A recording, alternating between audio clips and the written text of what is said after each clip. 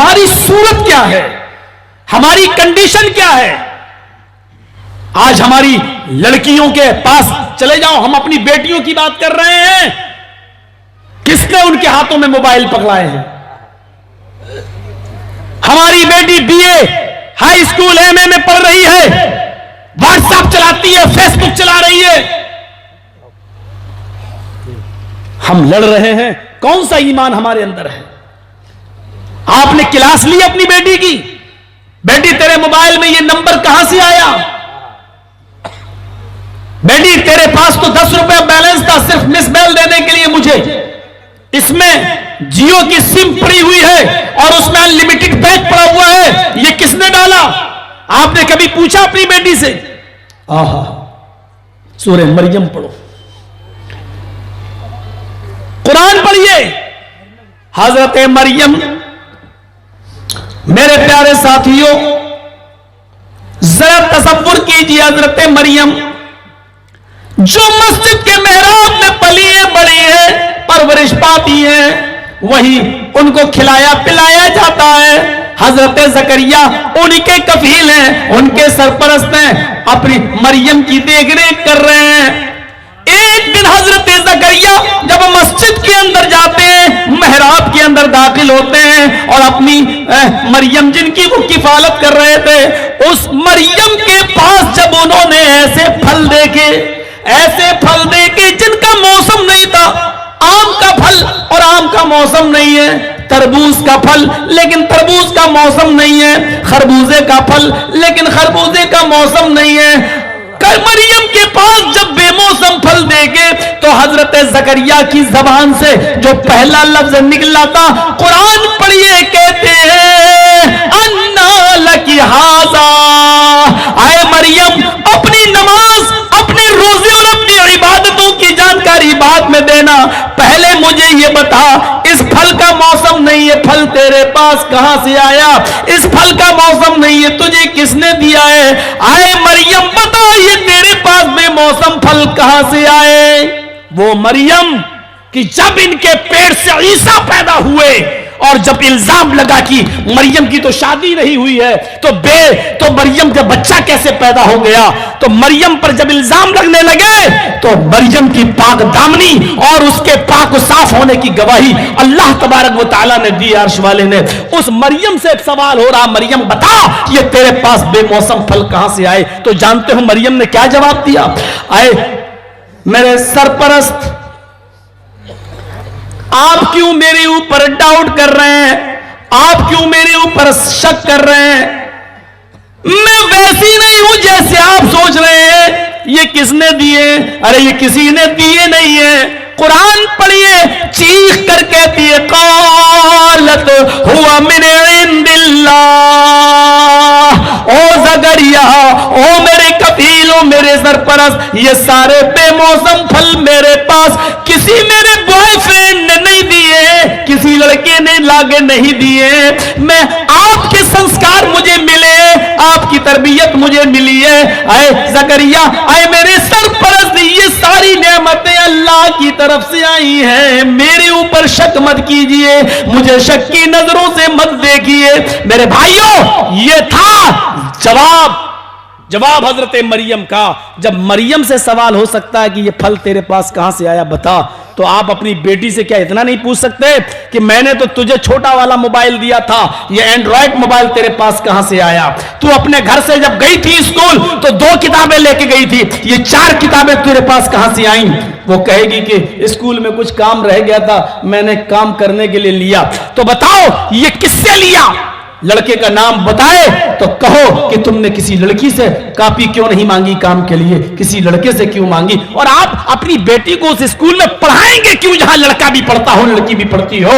मेरे भाइयों, जब लड़कियों के स्कूल अलग हैं, लड़कों के स्कूल अलग हैं, तो क्या जरूरत है हम को एजुकेशन में अपनी बेटियों को पढ़ाएं। आज हमारी बेटियां व्हाट्सएप चलाएं, फेसबुक चलाएं, मैसेंजर चला रही है और अखलाक से गिरी हुई फिल्में और मूवीज देख रही है। और फिर हम ये उम्मीद रखें अपनी बेटियों से कि वो खैर की उम्मीद रख रहे हैं। हम अपने ईमान का जरा जायजा लें कि हम कहां पहुंचे।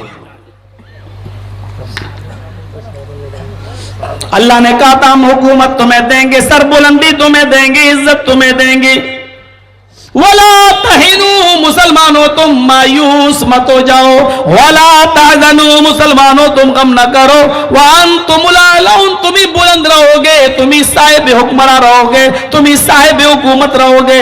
हम तुम्हें इज्जत देंगे, बुलंदी देंगे। इन कुंतुम मुमिनीन, लेकिन शर्त यह है कि पहले तुम मोमिन बन जाओ।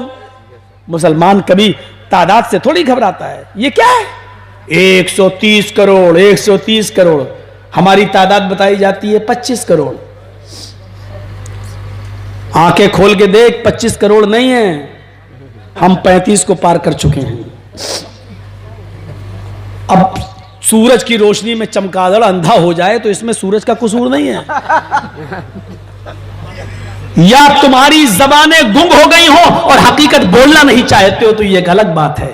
हम 35 करोड़ हैं, लेकिन मुसलमानों हमने कभी तादाद पर गुरूर किया ही नहीं है।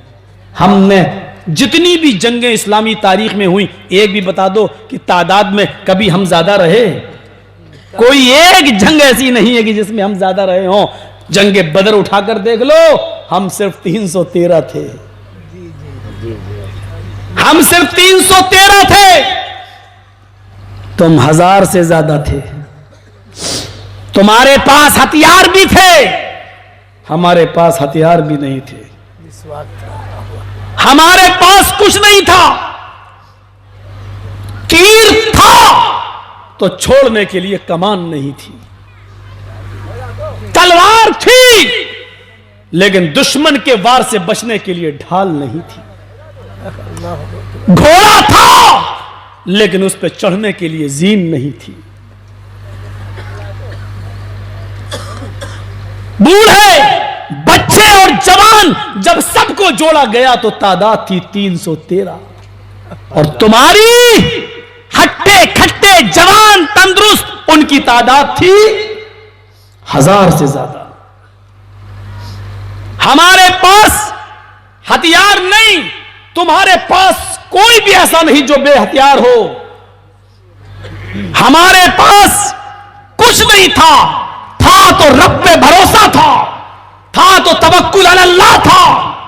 और सबसे बड़ी चीज ये ईमान की ताकत थी। हमारे नबी जनाब मोहम्मद रसूलुल्लाह सल्लल्लाहु अलैहि वसल्लम ने सजदे में सर रखकर जो दुआ की थी वो हमारी ईमान की जान है। अल्लाहुम्मा ला तुहलिक हाज़िल असाबा इन तहलिक हाज़िल असाबा लन तुअबद बअदल यौमि क़त्तु। ये मेरे नबी की दुआ थी। आय अल्लाह, यही मुट्ठी भर जमात है हमारे पास, यही मुट्ठी भर लोग हैं हमारे पास, यही 313 पक्के सच्चे मुवाहिद मुसलमान हैं हमारे पास। आय अल्लाह, अगर आज ये मर गए, अगर आज ये मिट गए, अगर आज ये खत्म हो गए, अगर आज ये रूए जमीन से मिट गए तो लन तुअबद बअदल यौमि क़त्तु। आय अल्लाह, याद रखना इस रूए जमीन पर कभी कोई अल्लाह कहने वाला नहीं होगा। आय अल्लाह, याद रखना अगर आज ये 313 इस दुनिया से चले गए तो इस दुनिया में कोई सजदा करने वाला नहीं होगा, कोई तेरा नाम लेने वाला नहीं होगा। ये ईमान था हमारे पास। मुसलमानों, हम दुश्मन की ताकत से नहीं डरते, हमारे पास ईमान होना चाहिए। अल्लाह की कसम, ईमान पैदा कर लो।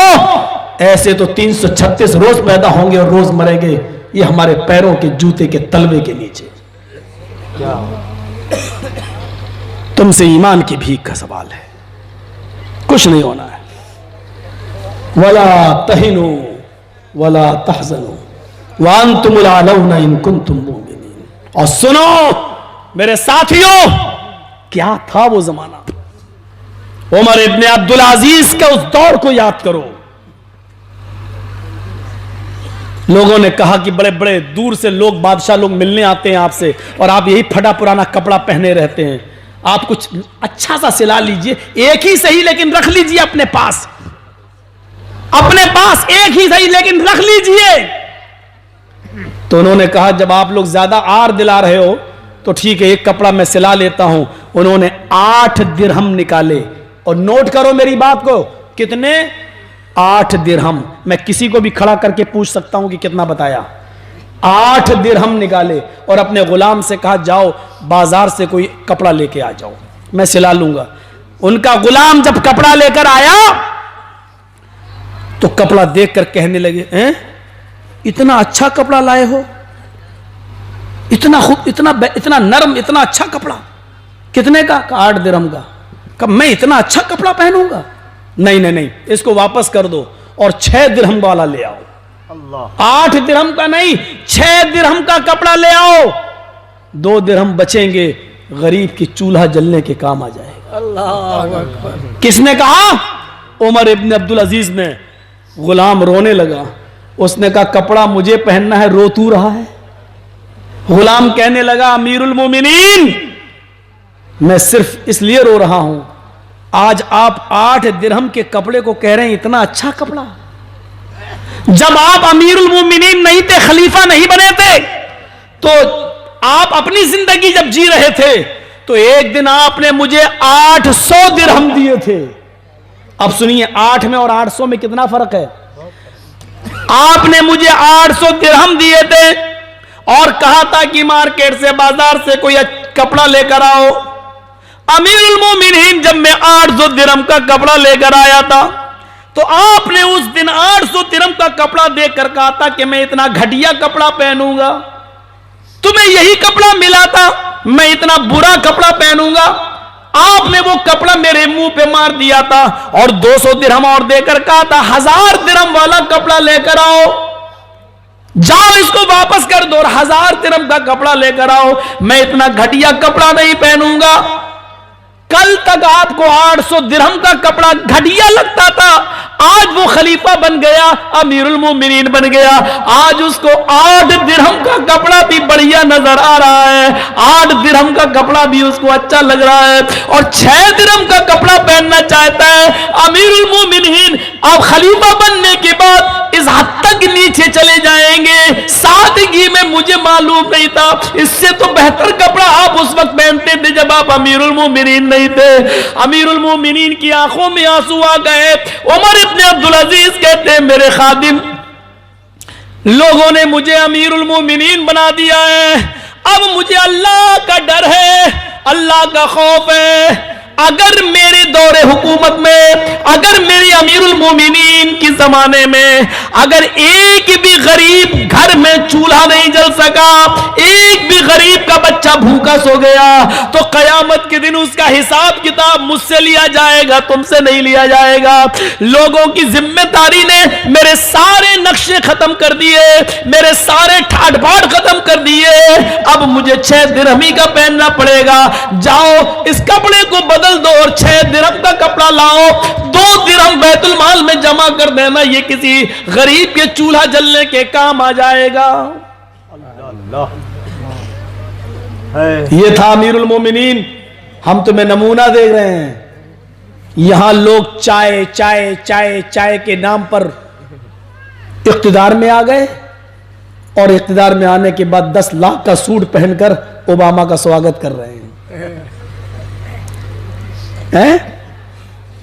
सूरत देखिए, कल तक कहते थे चाय, और वो रिपोर्ट बताती है कि किसी स्टेशन पे इसने चाय बेची ही नहीं है। अब अल्लाह जाने वो रिपोर्ट झूठी के, अब आगे कुछ नहीं बोलूंगा। मेरे भाइयों जरा तसव्वुर करो आप। अच्छा, काम करने वाले वो नहीं देखते हैं। हमारे चौकीदार साहब का हाल क्या मालूम है? उनके जेब में जो पेन है, आपको उसकी कीमत नहीं मालूम, 1 लाख से भी ऊपर है। जो कलम, जो पेन है, और केजरीवाल जो दिल्ली में है, वो सिर्फ 5 रुपए वाला कलम रखता है। उस 5 रुपए वाले कलम ने जो काम दिल्ली में कर दिए हैं, वो 1 लाख वाला कलम फेल है उसके आगे। 1 लाख कलम वाला आदमी कहता है एनआरसी, सीएए, और 5 रुपए कलम वाला आदमी क्या कर रहा है? दिल्ली में बिजली फ्री, पानी फ्री, वो काम कर रहा है जो सबके लिए हो। ये वो काम कर रहा है जो वर्ग विशेष के लिए हो। अब 1 लाख की ताकत देख लो और 5 रुपए वाली ताकत देख लो, तो क्यों डरते हो यार? कम हो तो क्या हुआ? जो काम कम लोग कर देते हैं वो ज्यादा वाले नहीं कर पाते हैं। 1 लाख कलम की ताकत और 5 रुपए कलम की ताकत, दोनों ताकतें देख लो और फिर फैसला कर लो। यही मिसाल है। बस हम कम हैं तो क्या हुआ, लेकिन इस भारत के नागरिक हैं। और हम इस रात के अंधेरे में तहज्जुद की नमाज के वक्त हम इस मुल्क के लिए दुआ करेंगे, अल्लाह हमारे इस भारत को तू बेईमानों से बचा ले, आमीन। हमारे इस देश की एकता और अखंडता को कायम रख। ऐ अल्लाह, हम इस गंगा जमनी तहजीब के अंदर रहे हैं हमेशा। अल्लाह हमारे हम हिंदू और मुसलमानों के दरमियान भाईचारे को बरकरार फरमा दे। और जो हम हिंदू और मुसलमानों के बीच में, हम किसी का नाम नहीं ले रहे हैं, मीडिया वाले बहुत उछाल देते हैं, हम किसी का नाम नहीं ले रहे हैं, जो भी हमारे हिंदू और मुसलमान भाइयों के भाईचारे में दरार पैदा करे और रुकावट पैदा करे, ऐ अल्लाह तू इसको इस दुनिया से मिटा दे और बर्बाद कर दे। हम जो भी कह रहे हैं, हम जो भी कह रहे हैं, कल कहीं वीडियो में बना मत देना मौलाना जर्जीस ने कहा मोदी को बर्बाद कर दे। ये लोग बहुत जल्दी फोटो बना देते हैं। हम किसी के लिए नहीं कह रहे हैं, हम ये कह रहे हैं कि अल्लाह जो भी हम हिंदू और मुसलमानों के दिलों में दरार पैदा करके हम आपस में भाई भाई हैं, हमारी भाईचारगी को खत्म करे, ऐ अल्लाह तू इसको इस सफ़े हस्ती से मिटा दे और कुत्ते की मौत दे, उसको बिस्तर पर रगड़ रगड़ के मरे वो आदमी। ऐ अल्लाह उसको ऐसी मौत दे कि वो मौत ही मांगे तो घुट घुट कर उसको मौत आए, तड़प तड़प के मौत आए। जो हम हिंदू और मुसलमानों के दरमियान नफरत की दीवारें खड़ा करे, जो भी वो जो भी हो, चाहे हम ही क्यों ना हो, ये जो भी बहुत बहुत काम का है। जो इस जो भी को समझ गया वो सब कुछ समझ गया। मेरे भाइयों, इतनी बड़ी बात हमने कह दी आपके इलाके में। अब मुझे लगता है कि कलकत्ता वगैरह में मुझे भी फ्लैट लेना पड़ेगा। अब यूपी के हालात अच्छे नहीं है, पता नहीं कब हम अंदर चले जाएं, बंगाली आ जाते हैं और दीदी जी का प्रचार करना शुरू कर देते हैं। तो मेरे भाइयों, चलिए वो बात की बात है। तो मैं आपसे एक गुजारिश यही कर रहा हूं, तो आपसे मेरी गुजारिश है, अपने ईमान को मजबूत करिए, ईमान नमाजों को पढ़िए और फिर दुआ मांगिए। आज हमारी दुआएं कबूल नहीं हो रही हैं, आज हमारी नमाजें कबूल नहीं हो रही हैं, आज हमारी दुआएं कबूल नहीं हो रही हैं। नमाजों के बारे में तो अल्लाह बेहतर जाने किसकी होती किसकी नहीं। आज हमारी दुआएं कबूल नहीं हो रही हैं। क्यों? आज हमने अक्ल हलाल छोड़ दिया है, आज हमने हराम की तरफ नजरें दौड़ाना शुरू कर दी हैं। माल आए, कहीं से भी आए, कैसा भी आए, इतना याद रखिए कि इन्न अल्लाह तय्यबुन व यक़बलु तय्यब, अल्लाह पाक है और पाक चीज को पसंद करता है। हम चाहे एक ही लुक़मा हराम का खाते हैं, फिर दुआ मांगेंगे तो अल्लाह कबूल नहीं करेगा। हमें अपने रिस्क को हलाल करना चाहिए, फिर नमाजें पढ़िए। या अय्युहल्लज़ीना आमनुस्तईनू बिस्सब्रि वस्सलाह, ईमानो वालो सब्र और नमाज के जरिए अल्लाह से मदद मांगो। मुसलमानों, सब्र करना भी सीखो। हम नहीं कह रहे हैं जिहाद जिहाद जिहाद, जिहाद अभी ऑप्शन नहीं है। हम नहीं कह रहे हैं जिहाद अभी ऑप्शन नहीं है। जिहाद का ऑप्शन तो उस वक्त होता है जब हमारे लिए सुलह के, सफाई के, अमन व अमान के और बातचीत के सारे दरवाजे जब बंद कर दिए जाएं और हमें किसी भी कीमत पर कबूल न किया जा रहा हो और हर हाल में हमको जब हमें रखने के लिए मना कर दिया जाए कि आप नहीं रह सकते, तब उस वक्त हमारे पास आखिरी ऑप्शन यह है कि हम अब इस दुनिया में, हम इस मुल्क में, हम इस मुल्क के लिए जिए थे, अब मरेंगे भी तो इस मुल्क के लिए मरेंगे। ये हमारे पास आखिरी ऑप्शन बात का है। अभी कंडीशन नहीं है वो, अभी हम उस तरफ नहीं हमको जाना चाहिए और ना वो बातें अभी हमारी जबान से निकलनी चाहिए। तो मेरे भाइयों, हमें अभी भी हमारे बहुत से हिंदू भाई और बहुत सी विपक्षी पार्टियां भी ऐसी हैं जो हमारे फेवर में खड़ी हैं, अभी हमें दिलासा दे रही हैं, हमारे साथ हैं। और सबसे बड़ी ताकत वो है अल्लाह की, हमें उसकी जात पर भरोसा। वअलल्लाहि फलियतवक्कलिल मुमिनून, मोमिन तो वो हैं जो सिर्फ अल्लाह ही की जात पर भरोसा करते हैं, अल्लाह ही की जात पर।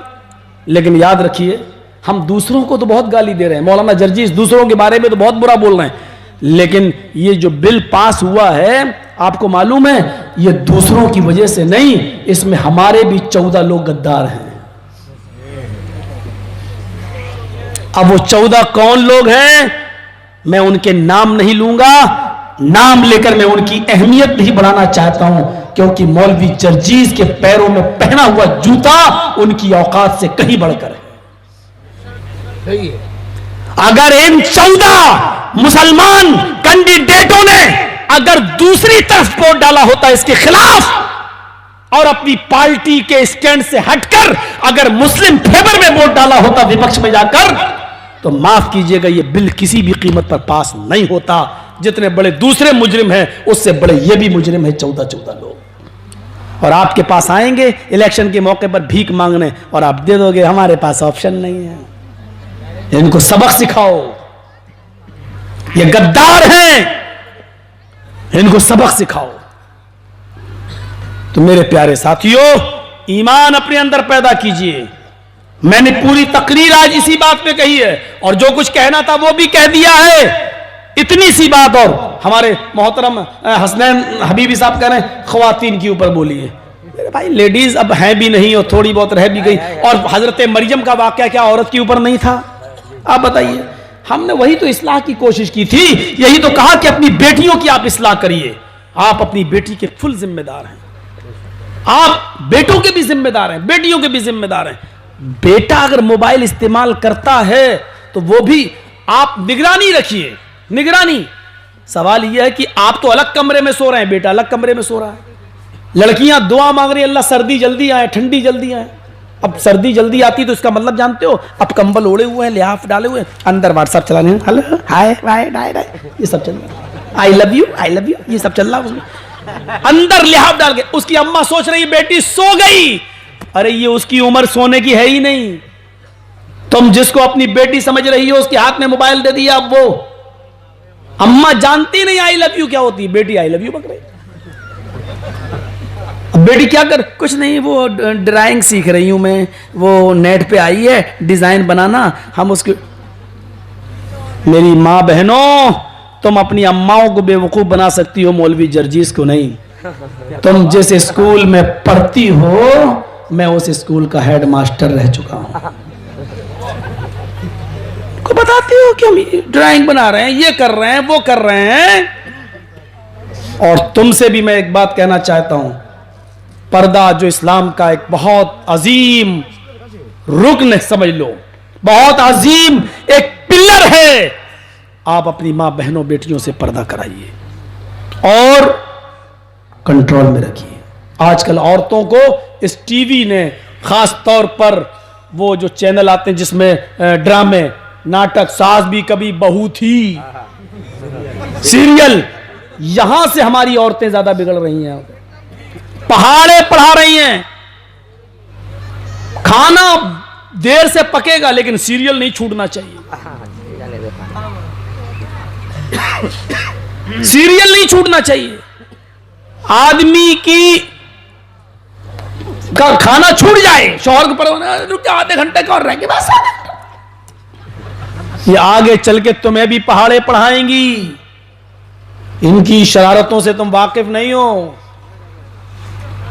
बहुत शरारत खोपड़ी हो चुकी है आज की। वो वाकया सुना, वो एक आदमी को अपनी बीवी पर शक हो गया, कहता मैं ऑफिस जाता हूं, मुझे लगता है कि तू किसी दूसरे से मिलती है। कबक मेरे ऊपर शक कर रहा, तुम्हें शर्म नहीं आती? उसने कहा ए चुप, मुझे लगता है कि तू मिलती है। अरे भगवान कसम हम नहीं मिलते। उसने कहा अच्छा भगवान कसम ऐसे मत खा। वो मंदिर देखा तूने पहाड़ी के ऊपर, कहां? उसमें एक देवी की मूर्ति है, कहां? चल उस पे चल, उसके ऊपर हाथ रख के कसम खा। और उसके ऊपर डर के मारे कोई कसम नहीं खाता था। झूठी कसम खाएंगे मर जाएंगे, झूठी कसम खाएंगे बहुत बुरी मौत होगी, ये अकीदा था उस सबका। तो कहने लगी तो आज ही चलना जरूरी है, आज तो मैं थक गई हूं, कल चलेंगे। तो उसने कहा ठीक है कल चलना।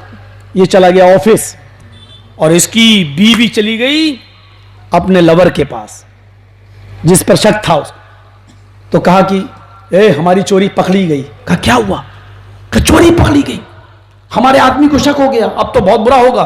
तो अब क्या करना है? करना क्या है, कल तुम एक गधा लेके पहाड़ी के नीचे खड़े हो जाना, मैं अपने हस्बैंड से कहूंगी शौहर से कि इतनी ऊंची पहाड़ी पे मैं पैदल नहीं चढ़ पाऊंगी, गधा किराए पे कर लो।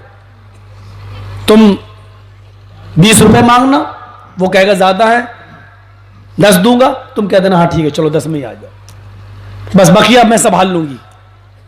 कहा ठीक है। दूसरे दिन वो लेके गया अपनी बीवी को, गधा लेके खड़ा है वो पहाड़ी के नीचे, चल बैठ। उसने कहा कि पहाड़ी बहुत ऊपर है, हम नहीं चढ़ेंगे, गधा इसको किराए पे कर लो। उसने गधे वाले कितना लेगा? इतना नहीं, इतना नहीं जाता है, तो आप क्या देंगे? ठीक है, बोनी नहीं हुई है, बैठ जाओ। बिठा लिया उसने बीवी को। अब पहाड़ी पे चढ़ता गया, लेके चढ़ा, और जैसे ही वो देवी की मूर्ति सामने आई, ये औरत नौटंकीबाज सीरियल देखने वाली, ये गिर गई, अपने आप सैक से गिर गई, आदत ऐसे, और अपनी साड़ी उठा के ऊपर खोल ली, ऐसे शर्मगाह खोल ली। अब उसका मर गए, मर। उसके आदमी ने पीछे मुड़ के देखा, जल्दी से आया, साड़ी नीचे की। अंधा देख के नहीं चलाता, गिरा दिया तूने मेरी बीवी को। अरे साहब हम क्या करें, ये सही से बैठी नहीं, संभल के बैठना चाहिए इसको, हम क्या इसको पकड़ के चलाएं? हैं? हम तो गधे की लगाम पकड़े हुए हैं, बैठना तो इसको सही से था।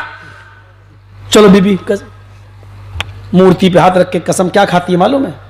मैं इस देवी मां की कसम खाकर कहती हूं कि मेरी शर्मगाह को आज तक आपके और इस गधे वाले के अलावा किसी ने नहीं देखा।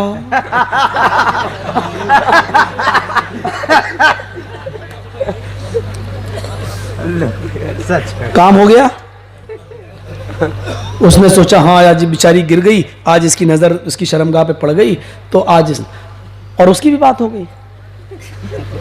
चलो चलो चलो कोई बात नहीं, तुम सच्ची हो, हम ही गलत थे, हम ही गलत थे जो तुम्हारे पर शक कर रहे थे।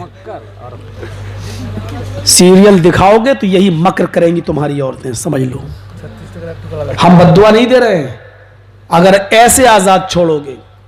वो सुना ना, आजकल इतनी शातिर दिमाग की औरतें हो रही हैं कि एक आदमी बेचारा सीधा साधा था, मौलवी टाइप का, दुआ करता था अल्लाह मेरी शादी जल्दी हो जाए, अल्लाह जल्दी शादी कर दे, अल्लाह मुझे जो भी बच्चा पैदा होगा आलिम बनाऊंगा, कारी बनाऊंगा। उसकी शादी हो गई, अब दुआ मांग रहा अल्लाह जल्दी बेटा दे दे, जल्दी बेटा दे दे, मैं हाफिज बनाऊंगा, कारी बनाऊंगा, मौलवी बनाऊंगा। अल्लाह ने इतनी जल्दी दिया, 3 ही महीने में उसके घर बच्चा पैदा हो गया। हमारे खुशी का अल्लाह ने मुझे 3 महीने में बेटा दे दिया। अब बाहर निकला तो लोग कहते भाग पागल कहीं का, 3 महीने में कहीं बच्चा पैदा होता?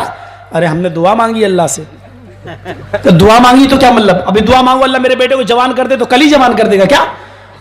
तो हाँ ये बात तो सही है, तो बच्चा तो 9 महीने में पैदा होता, तेरे घर 3 महीने में कैसे हो गया? 3 महीने में हो गया तो क्या क्या हुआ? कोई गड़बड़ हो गया क्या? पागल, गड़बड़ नहीं हुआ, हरामी बच्चा किसी दूसरे का है। कहे ये बात है। गया चप्पल उठाई, अपनी बीवी को ताड़ ताड़ ताड़ ताड़। बीवी कहती है अरे क्या हो गया तुम्हें, मारे चले जा रहे हो? कहिए बता कि बच्चा 9 महीने में पैदा होता, तूने 3 महीने में क्यों कर दिया? उसने भी देखो कितनी शातिर, अल्लाह कैसा तूने मुझे पति दिया, हिसाब जोड़ना भी नहीं जानता। हमने 9 महीने में बच्चा पैदा किया, 3 महीना कहता अल्लाह मैं तो किस्मत फूट गई, मैं तो मर गई।